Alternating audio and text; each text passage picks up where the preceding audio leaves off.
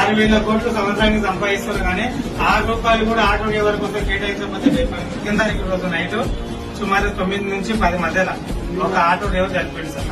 అంటే యాక్సిడెంట్ అయింది. First accident అయిన తల ముఖం వలిగిపోయి ఎమర్జెన్సీ కొంపల్లిలో హాస్పిటల్ అడ్మిట్ చేసింది. అతనికి దాదాపు 2 నుంచి 3 లక్షల డబ్బులు ఖర్చు అయిపోయింది. 24 hours దాటితే కానీ ఏం చెప్పలేమన్నారు.